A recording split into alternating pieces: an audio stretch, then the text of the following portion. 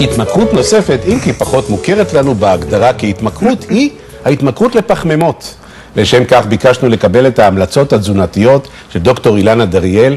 שלום אילנה. שלום. אנחנו מכורים לפחמימות? חלקנו בוודאי. תספרי לנו. אז קודם כל, יש מונח כזה שנקרא התמכרות לפחמימות, והתמכרות לפחמימות דומה בהרבה מובנים להתמכרויות אחרות. כלומר, היא בהחלט גורמת לנו להרגיש שאנחנו לא שולטים בעצמנו, אנחנו חושבים שכל רגע אנחנו יכולים להפסיק, והחדשות הן שלא כך הדבר.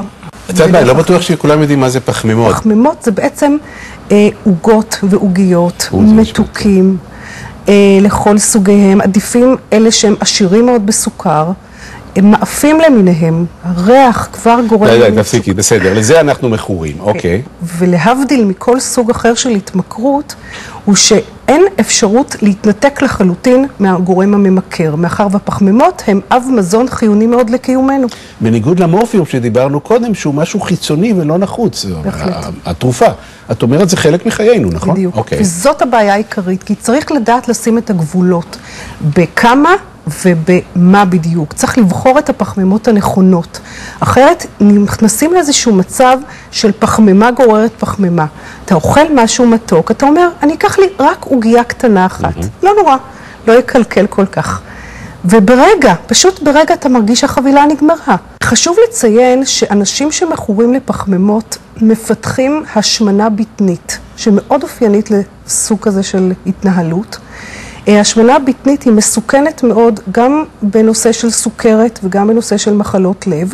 אני תמיד אומרת שעדיף להיות שמן בירכיים ובישבן, אולי זה פחות אסתטי, אבל הרבה יותר בריא מאשר להיות שמן בבטן.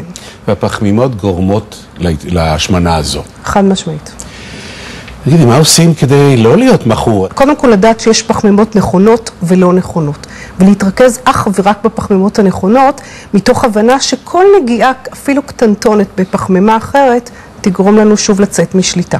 הפחמימות הנכונות הן דגנים מלאים, כלומר קמח מחיטה מלאה או שיפון מלא, כל הקרקרים והמאפים למיניהם מקמחים מלאים, קטניות, שזה אב מזון שמכיל הרבה פחמימות, והוא בהחלט לא מעלה את רמת האינסולין וגורר אותנו לתגובה כזאת. פירות ופירות יבשים בתור ממתק הם אלטרנטיבה מצוינת, וכדאי להשתמש בה כשבכל זאת מתחשק משהו מתוק. תשמעי, אני מכור חלקית, וכשאת אומרת האלטרנטיבות זה לא ממש מלהיב אותי. לדעתי צריך להרחיק את הממתקים מהבית, כי ברגע שאתה יודע שזה מוחבא באיזשהו מקום אתה תחפש את זה.